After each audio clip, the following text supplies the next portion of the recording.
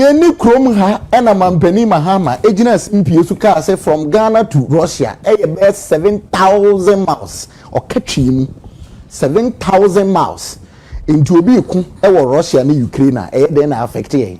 And never the idea, and this is external factors are affecting OMAN. Hey, Charlie, this and Trone and that's my ethic room. It will not help us. Yeah, politics. We should do politics of conscience and principles. Send you know what can yeah.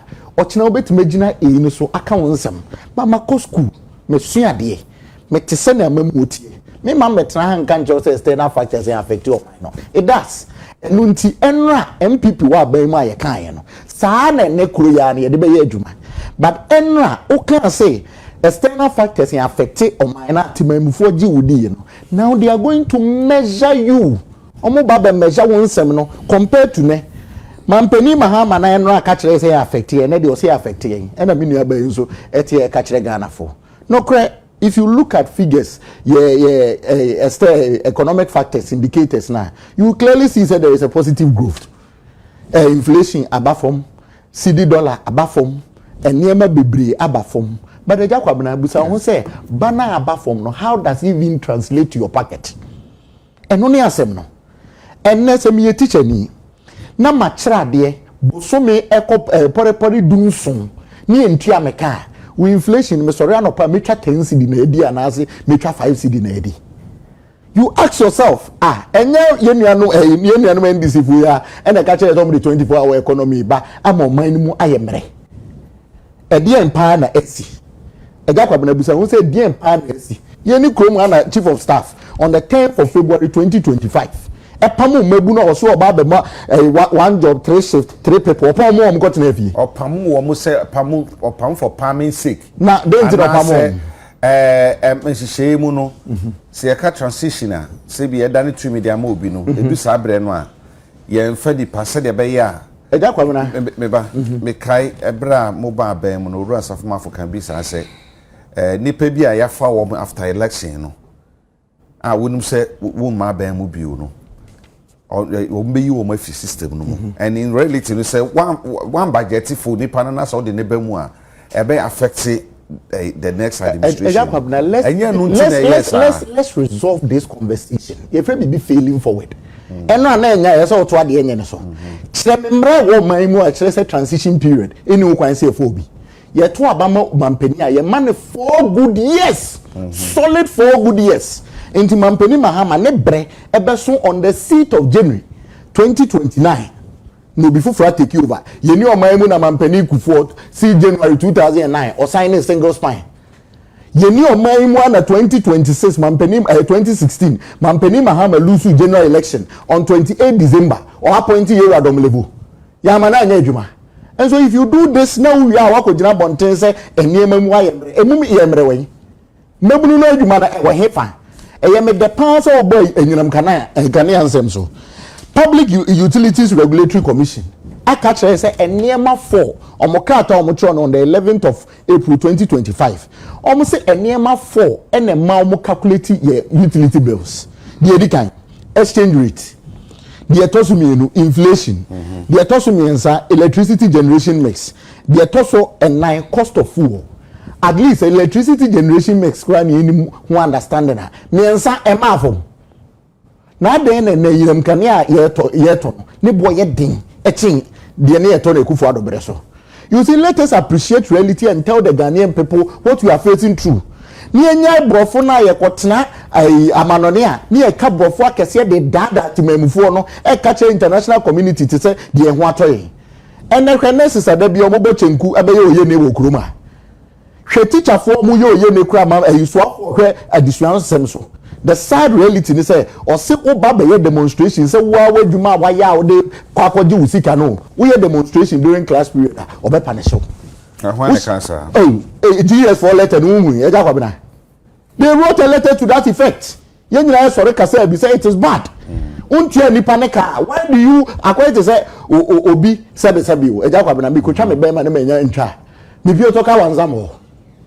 O seme ni ya. O bom ya bramisu Yet your maimu yenya yenke bi nsemu ensema o kana bonten te se de enwa to ebi. Look at what improvement in my improvement in about enfa. We teacher ni e ntua o ka jakwa bi na nka betra no pa ka kire say improvement about. Apart from teacher ni na apart from teacher ni no ni ebusua. Oni ebusua. Apart from teacher ni de no. O hwe se de nurse for ka faka ho. It does not improve. On one kasa tie kasa. On one kasa tie kasa say mu because of we won't lie to Ghanaians. Please, mommy, don't do that. Oh, kasa mama odi mesro. So where come so? Debbie.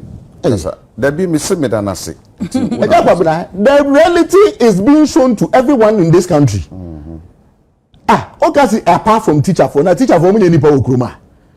Nurse for so look at the number of people who are complaining. And the Kwashanti region come for noche emergency center so admitting new cases. These are the reality we are going through in this country. No could amanone e kase niema atoyi. Hey, please let's stop this. Medasa afia. Baba. Eja. Yes. Ya papa Mahama president asama wa Kenya. Me hu asam na o kan na me hu say MPP for yem be shi omo wium. Say what that? Say what that say? Omo yam be shi omo pa. Na ebi na era na betena ho a o kano. Ni yam ahye no. Ayam hyehye nkwa na de kasa. Obi nso yam hye na o limit no ho wo one corner on one aspect no hit ho nkwa. Eja me hu ye nanka amamuo eye continuation. Ubebupi. Papa wuji aye no. Na ne oba no so wabeto aso boni a wugya aye ne wo se no na ne waba no wabehwe so obetumi aye ne yie no waye ne yie ntamo a so far as the economy is concerned ade papa na MPP gyaye a enu nti se ye kan economy asama omutumi nya akukuduro kase ne etia hwensesan ade good eyipa no mu gya wa economy ni mu a significant ashanso dear pan no muja ya enu to ambeka se ya papa John Dramani ene wo ndc aman mo ba ye no senka mo de ye fri ho ekọ ti ye fufuro ma se ye fefefefe nkeka wa bi anka ho era na kasa no se ya papa John Dramani amamuo no endi 2029 enka so mo twen 2029 na nka MPP akasa so far as economy is concerned. How? What the padlock betu ya no. How? Nanka so mo twen because eja eno na me bisa say ade pa na omo de kan economy no ho a emu hye ma a omo expect say aban we nkom ba be hye ne ma na bro so a ene omo kasa bi nka say 2029 after 2029 asa na era na betena ha economy ho asem ade pa because every policy ebe so economy no mu under the MPP they failed. Policy bia adwuma nchekere ye ma mebu adwuma napco obi anim wa wonim say napco e fail is one of the most useless policy MPP implement here. It failed. Yemfa gold enko gi oyo mra aya kache ye say ye gold anyame di ache ye no say ye kwa oyo ne ba ye petrol so ebete ekoyo ebayo e de ka na sign buy ye ye friend is saying planting for food and jobs sika ko mu say ye nduaze wa eziban ye ndua enoma Ghana nyame ache de say your land is so fertile that baby a wodi ade besi bia na yeye planting for food and jobs omutumi succeed at the end of the day no mo koto body wa agogo e de begu ministry say wa water mane kasoa fa car na beto wey enamanya no kan economy ho asem economy sika ya de build the economy. Look at corruption cases. Who can you say men can because asem no court ye can but ye be gina auditor general report so na ya kan say corruption cases aba eja hwe sika akọ corruption ku emu hwesika akọ wasteful expenditure bi ne cathedral hwesika akom hwesika unnecessary borrowing a baaye ewan sika na wan ahye sika na hye na senyame aye yadom na saban foforo aba da bia mpipinya pinsi abode tomatoes moko banchi eno na omode ye economic analysis forgetting said those items in their seasonal omoya planting for food and jobs no mo to me your storage facility be my ya na nkasa no ma no yedua na but eja wonim ade ba kwa ma hye no so wo Ghana ha wonim say these foodstuffs ya no mo use so e kan economy asem no it varies in every region. Every region bia mi ko brekum dokuno 5 cities eja se na etie ni mi hu bi da hokra wa but ya no he ya but e wona make say na den na kra dokuno no e baby eyi baby kwa benya mitumi to dokuno 5 cities wo but that oh yes me ye to we ya me ko to dokuno 5 cities oh yes it is our bed who say we see 3 cities ya to do what ya no ya 5 cities I'm telling you let me akọchirawo ya pon wa de ya fa me ko mechi enu ti na make say what the sound woman na analysis who beti because who ko bona efo yo ya te who ko bona efo who ko Cape Coast fish Elmina eponano ubenya bi kwa wo former sesa konware Elmina kra wadodo what you say it is sound woman eja yemfa who the can some e the year politics a wo beti enti debia ne ebe ma betena ha na teachers for yentua omuka and of course abembe bia obenya ahoche kakra ansa na watumi edu pepe so opese odu but in the international level no ehwo na yesa yehwe because international level Nigeria there are certain indicators omo the measure of mining economy enyi ana say enyini and Ghana's economy according to statistics service Ghana's economy mujana he growth no mujana he enu na ya papa John Dramani Mahama ogina so o kase Ghana economy growth no akoso because according to statistics service okay. monthly momentum Ghana's economic growth grew by 7.5% in January 2026 and 7.7% in February 2026. That is according to Ghana Statistical Service monthly growth indicators. Not just said February krano engina ho esanyiye equal 7.7%. Hey, now mama ban so month be grow ye at the following month is start grow ye. And no na yes ye be. Oh, e dey omadi ya boy kasa. Oh, e dey spokesperson. What kasa my interrupt oh, Mr. It is say you should say indicators in na ye the compare inflation rate as at MPP time. A year 23.8%. Now a single digit 3.7%.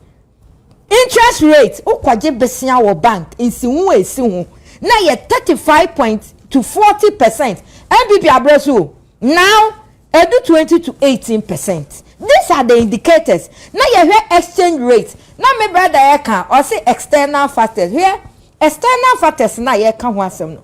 MPP omo enhu so show.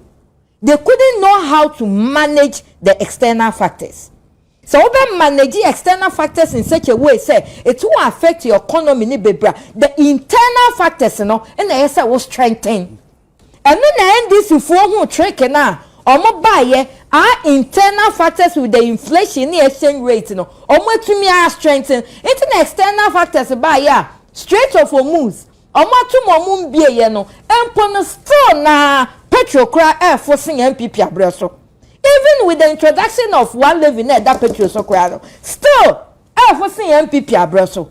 No more better economy asem because exchange rate, you know, at to force the governor of Ghana or mobile, you know, Omutina Cedi or Mutibo, say we have to strengthen our city. And lo and behold, they did it. Cedi no more you do. It's when you see the Kakrabi, the Kwa Amanda Soa, Utumito no bebre, Utumia no bebre, it's the exchange rate, you know. It's between 11.8 Ghana cedis per dollar. Now first no kwa mujana he, era mujana he. Mujana 15 Ghana cedis e de share your con na wo e de reporter you wo mo ja na he mo ja na he e ti say ayi eja for man panyi akika sa no ma we nyina esie ni a na so wakogina international we na o ka say Ghana's growth enyini yenyin kwa adom mu a odika because o ma yade mefa sa akwanya iso na ma boy ya papa finance minister baso because I've seen say they've put certain indicators down or they check even budget various ministries me who say ministry because to say and I to release this it's a way of checking certain things so that unnecessary borrowing excessive expenses no e be conform and when my the quantity aya na MPP for case sika ni system no because corruption no unnecessary spending no first na corruption basa no mo disika no ma omo girls ni unnecessary places and national television me na say me pacho your time mo de ma rough Debbie you to be baby you mama next topic na sa topic na here 20 minutes na ya dey aso you should better when na mo kan say you say say ilevia ba but so share enkrata hodo e ba ye ene eye ho a e kire se mo abreso ena mo de enkrata bi e ba ye na Bank of Ghana date ni 31st January 2024 for Chief Executive Officer Mobile Money Limited Accra, dear Mr. Blah blah blah. Letter of no objection. Na ehon some say mo abreso. Na sa from wallet to bank accounts mu no. Mo de sa letter ne buy. Until 31st January 2024. Mo na mo abem nti e ba ne sen na say telcos no be implement ya. Wasan twa mo ho e ka se eye NDC4 na de eba modi bo si ye leave abai eja kwa bana yes sir me mouse 7 minutes eja kwa bana yes sir ene de me hu se afia kranjo enti Aaron me kwa na buy da bia no me di o de shase me pacho me pese bi tie di o kan e bi na bobo aba so me na me nua ba ro no Masa dodo okay fozi siwu Debbie ejuma wo ye de se wa lanche mate ejuma wa pa case nchen na wo ye this ejuma na za nko mo for spokesperson propaganda plan oh masa jai na wo do propaganda na ada person na meba assemble no kan ya eja kwabena I don't question I'm sure say about fintech for ensemi ubusa whichever be situation be a woman, a judgment was passed on the MPP. As same way minority raising, you know, I believe that one of the critical questions they should have added the name Mibabe Busane saying. In fact, say you sign in 31st January 2024. Then implementation train NC MPP time. Now failure somewhere after even 2 years and over any baby. My first question me person me busa yes BOG stepping in mostly when I want to look at these issues I put politics aside and say does telco for no omo to me say unilaterally or maybe impose your friend saying such a charge now omo need to me I didn't see that letter of no objection no so if somebody gives you no objection ebia me ni akwansidi ebia when are your business if you want to put this on me ko sign say do they have that unilateral authority to put on Sir, your friend is saying charges. Say MPP time issue a certain no objection. Question is when they were about to implement this same thing after 2 years and over, did they consult Bank of Ghana? So man consult Bank of Ghana. Bank of Ghana and say what are the repercussions, punishment being enomode matter okusuno. Na setekos for na ye dey identity moka sa ban the year oh say who regulatory authority na what na say eye nhwenhan a nya mum penifo na mubu be say your friend say peni otena fie e man enkwala we nanka ibi nanka we for ye mfa nanka ho me question is we should deal with governance proper. The question is omo was a unilateral authority ni say omo betima yes ade no Almost this to me, the Bank of Ghana should make us understand, say, any matter of calling them to suspend it alone, we should see punishment. I feel on the side of MTN, Niteokus for no. Say, Omo consulted Bank of Ghana in this regard. And Abasi catch suspension, then their brand is also being tainted. They should come out. Some of these issues, say a car airba near the 2B airba betuti memuniswa. Minu should not run away from the fact say MTN is widely used in this country. Kofo bebre use MTN.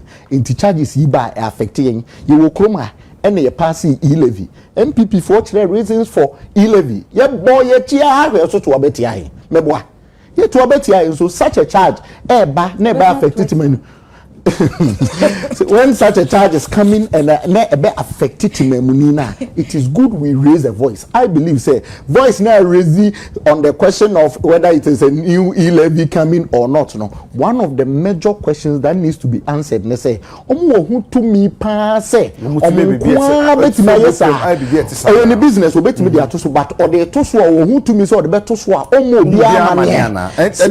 DOG should make us understand. Enutina made pese yedi adwene kosa letter ya under the meaning say Bank of Ghana no I just say telcos no be hunu any din komo no say okay ubetua ye e bia untumi nye until that 31st March 31st January letter no Bank of Ghana ka so okay maka yati enti say sanetie na say enkwara denti me question say denti and yenim say de nye e-levy.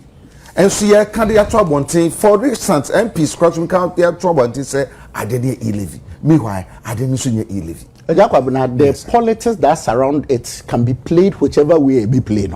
Because I say, no objection. It tells me, say, DOG for a regulatory supervision. So after 2 years and about 5 months, if you want to implement it, you should know that there are circumstance changes. What I say. So you should go back to your regulator.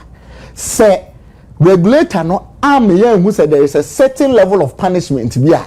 Ye dey to so said your chinebi no we ekoye MTN e bi o chinebi no mba kohia na akoye telecell MTN hwan no msa dia bom na aba. We should deal with the governance, and on the flip side, on the telcos so say assembly a day to so they should come out so that the final consumer ye Ghana ni no ebeti ase economy nyina ya ade a free ubotoma to the bia emma ene wasitena mu enti imagine teacher ni ya me de example ye ntua ne kana osan betua all these charges it is a problem for the person that no make almost say a Bank of Ghana for so much changes a dynamic cash ratio me follow throughout akọhwe the essence of it no the repercussions for citizens so even much dire. But such conversation no cry ember on the front burner as you do won komo. Economy a team no da kwabna e mimni mienu na behwa ma na ye see pretend they say ejina printing or chinebenya problem.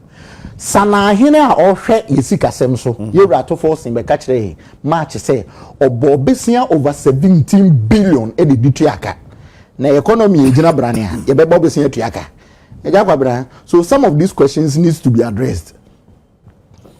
Economy unye duanini Jennifer way Jacob say ayedan ya oba de bia nti no ni din betumi aba and so san cry ne birthday come yes Jennifer Jennifer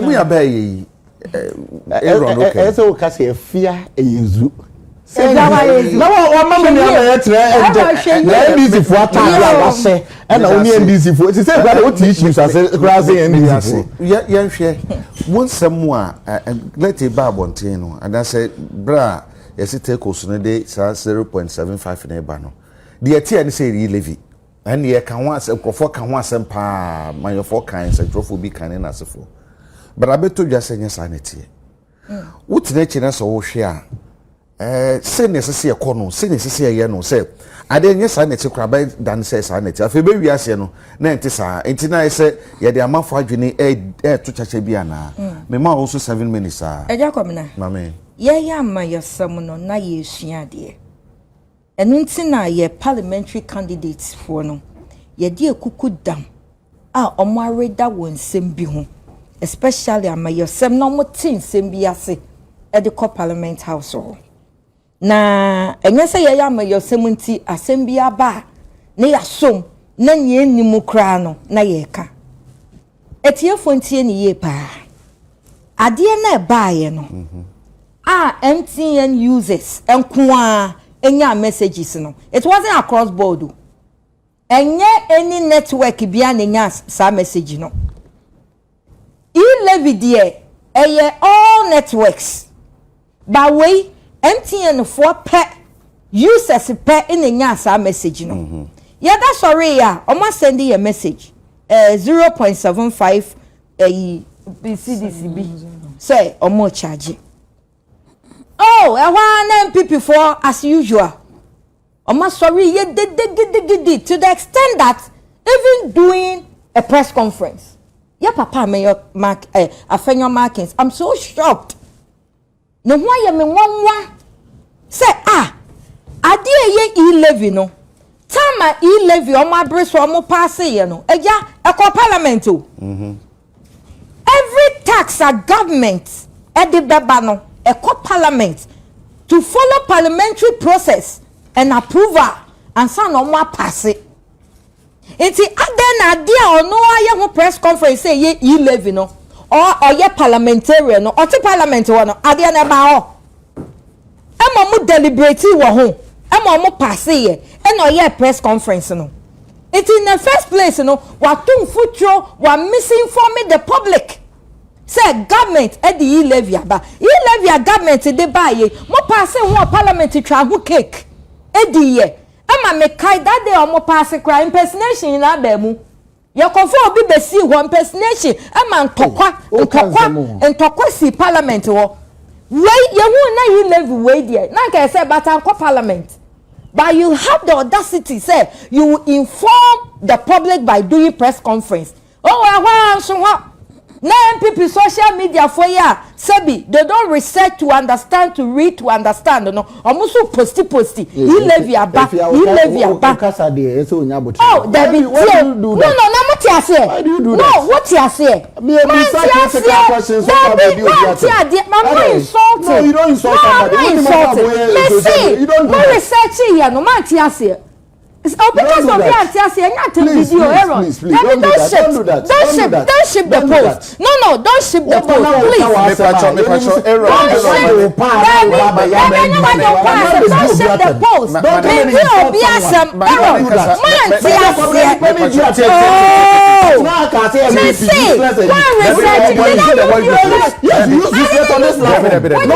The policy now.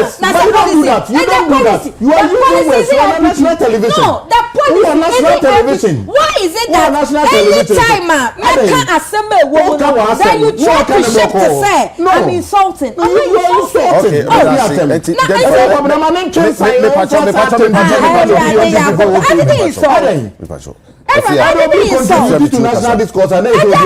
didn't insult. Yeah, you tried your classroom. You have to make a chair. Come read the next year, bra. And medidi akola na tem konda ko let's asia na bra o tre wa tem na it say omo ready anti asia o tre wa asemu a it is solely the network MTN and a mature mo letter in 2024 and the Akwa Bank of Ghana say ye pese ye charge way and omo a letter of no objection say me no problem mon charge na ja e ho no me susu sa de kweti o man charge o man and start antene say na economy ne nye at that moment no MTN hu say abai taxes dawson ye kwati a ebeye bebre it na economy ne nye right now na economy na ye stable na ye no they are being smart say sisi economy na ye stable Don Dramani Mahama ne NDC mama economy na aye stable inti yemfa kweti kwan so ne yente enu na MPP for me kasa o manti ase na omukotu mfutuo eguti manye enti messe MPP for right now we don't know where we will fix you people yeni baby a yemfa monhye because in power you failed in opposition too you are failing. It is the same for Munshay. Yanya failing. Oh, now opposition or misinforming Kofono. Are they not failing the citizens? Opposition now, who be educating Kofono as to say, as some no say net here. say netie we enye e-levy we eye network no mo po mo bibia ye but eja inshaka nyame say Bank of Ghana say mon twentwen so mamonte mon suspend it we adie we say ya the good you be na buy ya nkan people before be ka say ye na start ye na de buy ade papa bia nkan be hure gina nkan na error obanu musuo tre no akase ye na start ye na de buy MDM for the boninti what was say to the extent that media atem cry ye see edi atem Eti say tria ye catch o say tria bebe a wo kai me makasa there be some of me kind of credit na NDC just ya wa say na e wo bi anwi NDC for people munya botre na asemba munum nsuo na montena se na mun nyem pensem mu ye na mun fa educate this is a way mo betumi start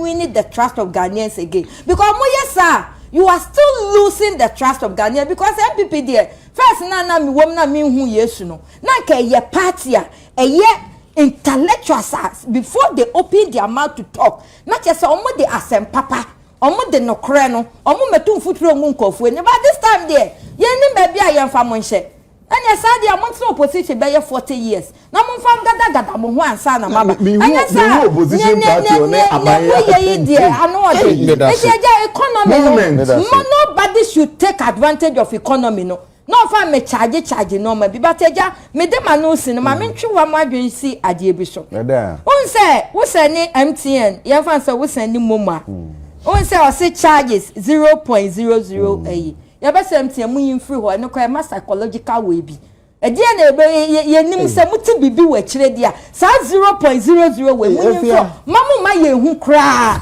ni ye wo say muti bibi it's true it's true NDC keke na oni omo ye juma onya na NDC oni omo na NDC stop the propaganda and obi e chere na adwene obi e chere na adwene enti me da se MPP for mu dati NDC me da se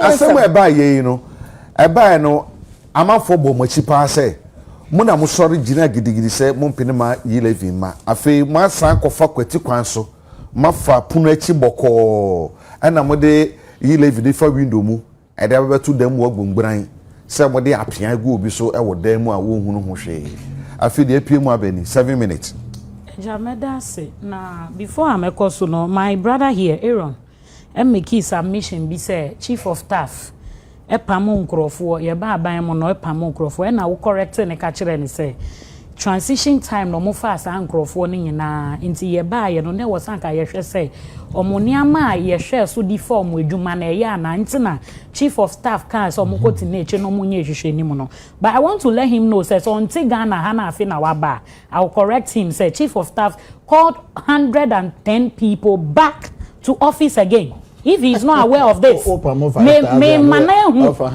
did you get the 5,000 from? Eya munja intro no, what try throw in powers our opposition, so mu try throw e di actually Ghana. Ebi na ye discuss about e-levy asemi.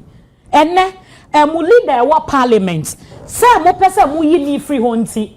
Wadani double standard person. Ya kan asem o kan asem opposition say ya.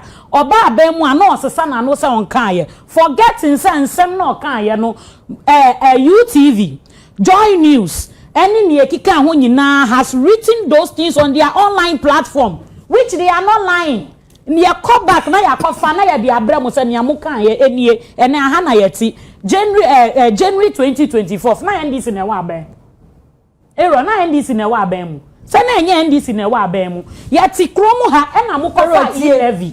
Edi ba ye mo wie ye tie mo wie ye mo bi level ni ba ye Ghana force debi ye nyi ntumu abrewa bi a wadua ne banchi a wetu banchi na akoton obesen ni sika na ama ne baby wo school na mo ti ne sika e-levy mo ye wo kromu a John Dramani Mahama ne ba ye no kan so obeti oti free yo mo san wie ya January 2024 manso na mo kofa ye friend sen cash out levy Edi buy any from bank to wallet levy. And I'm the buy and the documents are there to show. Who need documents now? Me the best friend you see here. No, yeah. No, you see, when you are coming to sit on a national television, I would need to move on the you need to get your facts. But you don't like the when you read the letter to details, you see from there, no. Letter ben one seven okay. From January 2024, 0.75 way no money back. 75%. Yes, okay. No money back. You know that is what the letter tells us. Only my no make catcher Jesse and Wafere because we are double standard, more MPP for. Yes, we want no monsua or Mubawumia Mano. Led by Afenyo Markins. No more by a press conference. I can see a 38.2 press conference. They be a no mutu and we gun crofeni wagana. See, but no yachemu. And yen nkwana yachimu de be a at the mutu 2 years. Munye ni say adiana and say you say neti. But what I want to tell the NPP, including my brother Aaron here, is that this time the leadership of John Dramani Mahama, any NDC, no, we are not ready for any lies. There is no room for lies and deception. Bia adia no mo kofa ba na enye kala white. Ye be ka kire o say enye white. Ye be yimu. E die pie maganda ni hu say intro na mo twa ye wo opposition. Some years ago in 2016 na mo twa intro na John Mahama akoto dan wo Dubai na John Mahama wa ye say no in 2026 Copim 42 years ebeba no santro na mo twa nyina this time there is no room for it again ye ma mo chance ni biom enti sa de na mo de kofa ba ye be hu press conference e ka say John Mahama di e-levy ba no e-levy ye na ye be twa obi so be ka say aden na mo obra o mo kan say e-levy aba no e ho na no mo amaga na fo ehunu say enye o na 2024 kran let be da hodada Eja na man kan ntem na mu no etwen maybe do sabri answer na sale. Eja, we have videos to that. I have sat on many platforms. Okay. Maka say enye e-levy. But MPP for na nkasa no no mo de baye. Me, matana platform bebre so aka. When you see me video, come me social media page, you see the videos there. Say me kan ye. But omo no wahu. Eya no omo kan asem na omo review, I don't know. Omo sign documents na, omo review, I don't know. Sa na omo ko IMF ko sign documents. Omo an kind omo sign here, omo we omo buy ya. Omo see they don't even know what it entails in the IMF documents. What you say? MPP for need their home. I think we need to take back to school again and give them some basic education. Because omo ya dia na ya no professors we are not discussing LGBTQ by then after you marking when he was in opposition again so no kan ya ba osanechi by say his account has been compromised account me na use oni NDC ni bi na use account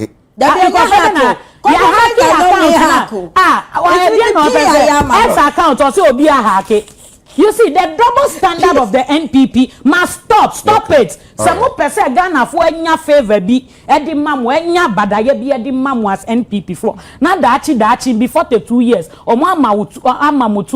Learn how to tell the people the truth. Learn how to appreciate the leadership of John Dramani Mahama and learn from the NDC because yen ya oba or ye vice president oba wo fi oye oba wo fi otete ne ma onye ne ma. So learn from the NDC. Okay.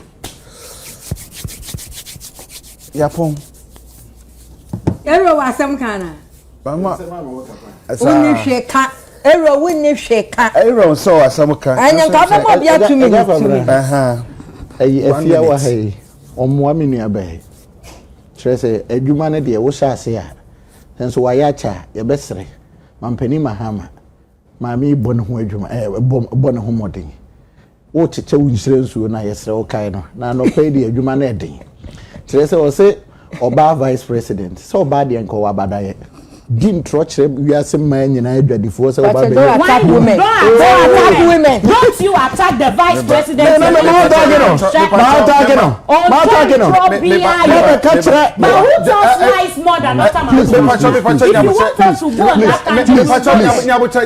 what's say see catch me wo Ghana fa na nyina adwadifo se oba ye women development bank e go zize na me pacho say yes ye be banker is it like say bia obetumi akogya be say wo ye even susu and loans kra no say wo nya structures no ansa ne say bia wo so be ye awaye enti ye ka say o kan so be ye women development bank no sa da no na so ba ba ma within 1 month 2 months 3 months 6 na waye enye bank ba ko a nationwide obey my money me pese me yi wa no pan yi ye say baby a wajapade wo no e ho na wakoma ewo o pese wo ya ade a obeye.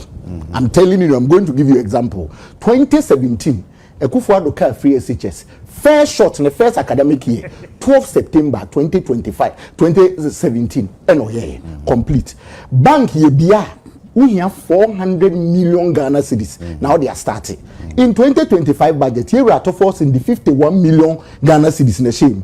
When this is 1 cedi. And so when you sky 100 million Ghana cedis at the top part, cheche. And when policy, when traders, when you take the taxes, out of it, where your priorities are, go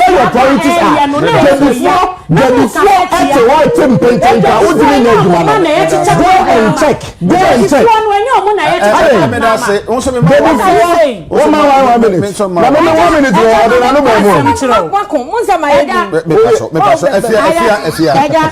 It is very wrong. Over 16 months. Attacking the vice president of the Republic of Ghana. When they can't trust Dr. Mahmoud Bawumia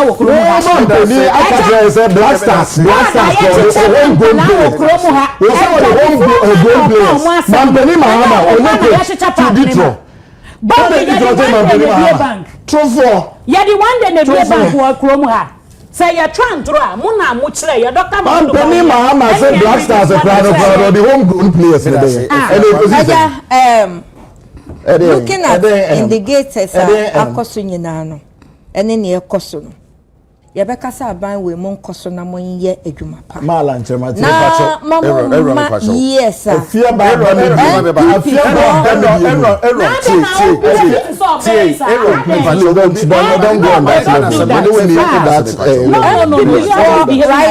stop. Amadio Munyina will position is trying to find scandal. And I said no maybe enkoye. But the NDC government approved upon all to say forcing per single person is far better than Bawumia and Kenoforiata put together.